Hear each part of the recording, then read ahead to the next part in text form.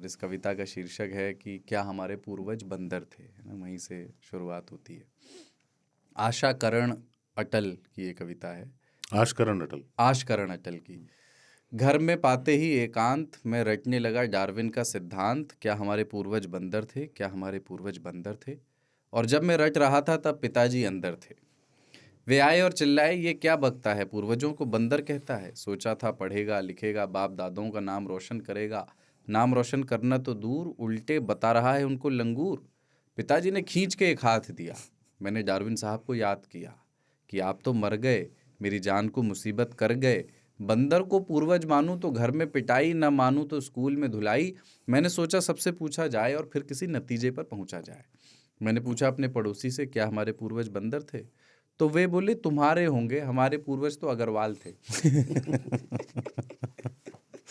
मैंने एक सिनेमा के दर्शक से पूछा, क्या आदमी पहले बंदर था। वो बोला, था क्या, आज भी है। विश्वास ना हो तो इस फिल्म में हीरो को देख लो, बंदर से 2 कदम आगे है। अगर कपड़े निकाल दो तो पूरा बंदर है। एक दिन दादाजी सायंकालीन, आम के भयंकर शौकीन, अपने एक मित्र राम दुलारे के संग बाजार को गए। आम का दाम सुन राम दुलारे राम को प्यारे हो गए। दादाजी मुंह लटकाए घर वापस आए। मैंने दादाजी से पूछा, क्या आदमी पहले बंदर था। दादाजी बोले रोते रोते, काश हम आज भी बंदर होते तो राम दुलारे यूं नहीं मरता। किसी पेड़ पे चढ़ता, जी भर के आम चूसता, न बाजार जाता न भाव पूछता। अगर बंदर होता तो राम दुलारे यूं न मरता। मैंने पूछा एक चोर से, क्या हमारे पूर्वज बंदर थे। वो बोला, साहब सिद्धांत तो यही कहता है, लेकिन जो सिद्धांतों पर चलता है वो भूखों मरता है। मुझे भूखों नहीं मरना, बंदर को पूर्वज मानकर, पुलिस वालों को नाराज मानकर। अपने माई बाप तो पुलिस वाले हैं, अपन तो उन्हीं के पैदा किए हुए और उन्हीं के पाले हैं। मैंने पूछा एक पुलिस वाले से, क्या हमारे पूर्वज बंदर थे। वो बोला, जी हम तो सिपाही हैं, जो कहेंगे मान लेंगे, पर आप जरा धीरे बोलिए, दरोगा जी जाग जाएंगे। वे तो अपने बाप को बाप नहीं मानते, बंदर को क्या मानेंगे। वे तो अपने बाप को बाप नहीं मानते, बंदर को क्या मानेंगे। उन्होंने सुन लिया तो आप और डार्विन दोनों को अंदर धर देंगे। मैंने एक नेता से पूछा, क्या आदमी पहले बंदर था। वो बोला, आदमी पहले बंदर था ये सही है, पर लगता है तुमको हमारी पार्टी का इतिहास मालूम नहीं है। हमारी पार्टी ने ही आंदोलन चलाकर बंदर को आदमी बनाया, उसके बाद देश आज़ाद कराया। बेटा हमारी पार्टी के गुण गा, हमारी पार्टी नहीं होती तो तू आज भी बंदर होता। इस बार चुनाव जीत गए तो हम फिर एक आंदोलन चलाएंगे जिसमें बचे खुचे बंदरों को फिर से आदमी बनाएंगे। मैंने एक मदारी से पूछा, क्या आदमी पहले बंदर था। वो बोला, देख भैये, हम आदमियों को बंदर से मुकाबला नहीं करना चाहिए। कहाँ आदमी कहाँ बंदर, आदमी की आज क्या है कदर। मैं जग बीती नहीं आप बीती सुना रहा हूँ, घर की बात बता रहा हूँ। मेरे एक बंदर जैसा बेटा है और ये एक और ये और बेटे एक जैसा ये बंदर। बेटे जैसा बंदर है। मैंने इसे नचा नचा कर उसे पढ़ाया लिखाया।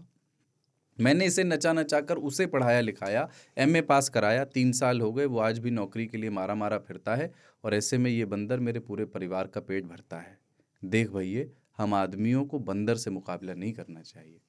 अंत में मैंने पूछा ओशो रजनीश से, क्या हमारे पूर्वज बंदर थे। वो बोले, प्रश्न सामयिक है, मज़ेदार है। वो बोले, प्रश्न सामयिक है, मज़ेदार है, लेकिन एक बार बंदर से भी पूछ कर देख लो कि क्या उसे आज के मनुष्य का पूर्वज बनना स्वीकार है।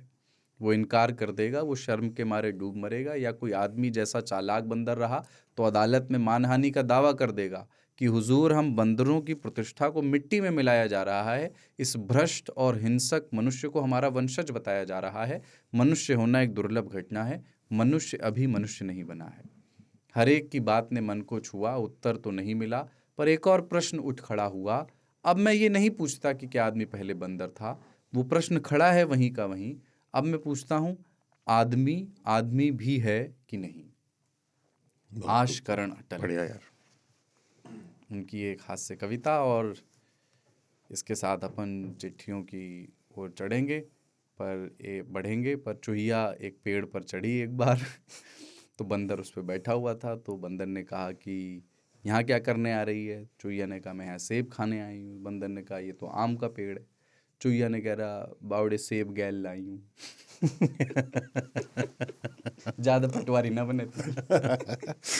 जैसे गांधी जी के बंदरों के बारे में ना, कि एक बंदर बुरा मत देखो, बुरा मत सुनो, बुरा मत बोलो, पर अगर आप वैसे देखें दूसरे नज़रिए से तो इन तीन में से दो बंदर ऐसे हैं जो बुरा सुन सकते हैं, बुरा देख सकते हैं। दो ऐसे हैं जो बुरा बोल सकते हैं और जो है बुरा देख सकते हैं दो। तो वो है ना कि इनमें मेजॉरिटी हमेशा उन्हीं की रहेगी। ये गांधी जी को भी मालूम था कि इस देश के 66% लोग बुरा देखेंगे, बोलेंगे, बुरा देखेंगे, बुरा सुनेंगे।